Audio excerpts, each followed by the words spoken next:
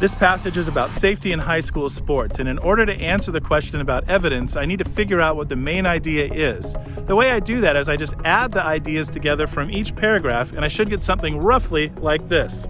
High school sports can cause serious injuries, but new rules and educational programs might help to reduce those numbers.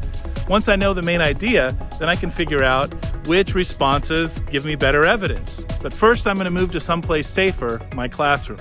Let's take a look at some of these responses in the classroom where it's a little safer than it is out on the field. Let's take a look at A. It has been estimated that nearly half of all high school students participate in athletics on some level. That must be right, right? No! All right, Jalen, why is this one wrong? Well, if the main idea is that sports safety needs to be taken seriously, we need a better evidence and an estimate of nearly half. Okay, this response isn't even specific enough, doesn't name a source, and it isn't even about sports safety. Let's take a look at B. This school district reports that each high school has a minimum of 5 varsity sports. This number does not include junior varsity or community leagues.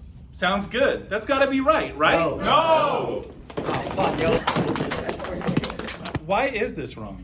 Look, this article is about safety in high school sports. The number of varsity and junior varsity sports in just one district doesn't give me any evidence about sports safety. Let's take a look at C. Bob Jones, Southern High's athletic director, added this comment, quote, "We had a very successful season. Injuries did not play a measurable role in our record." Oh, that sounds good. That's got to be right, right? No!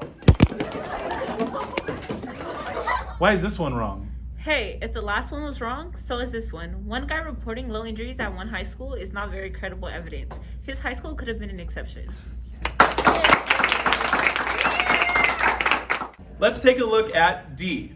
District-wide data indicates that students are injured on school property at a relatively low rate. Last year, only 33 accidents were reported that resulted in student injury. That's gotta be right. No! Why is this one wrong? Rockwell, you've got to see the similarity between the last 3 and this one. District data isn't the kind of evidence we need. One district stats could be an exception. This low rate could be misleading. Let's take a look at E. One of the most visible educational campaigns has been launched by the National Football League, NFL. It is entitled Heads Up and trains coaches and student athletes on techniques to avoid head injuries. This one's got to be right, right? Yeah. I got to find someone better than me at answering these questions, so I'm going to visit Miss Trombley up here in the 800s. Miss Trombley, can you explain to me why this one is correct? Of course. So you see in the last paragraph where it talks about programs that educate athletes. Well, E would be an excellent example of evidence of a nationwide effort of the NFL to educate coaches and athletes about sports safety. Let's take a look at F. In a 2010 study, American University found that close to 80% of high school athletes had reported injuries during their athletic careers. Approximately 25% of these injuries were considered serious. This one has to be right. Yeah.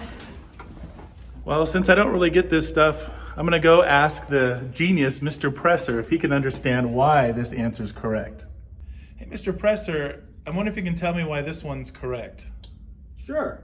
I mean, this one hits all the notes. It's credible because it uses a university study and it shows the nationwide stats for sports injuries. This piece of evidence would be great in the first paragraph where it talks about the danger of high school sports. What happened to your face? Dangerous classroom situation.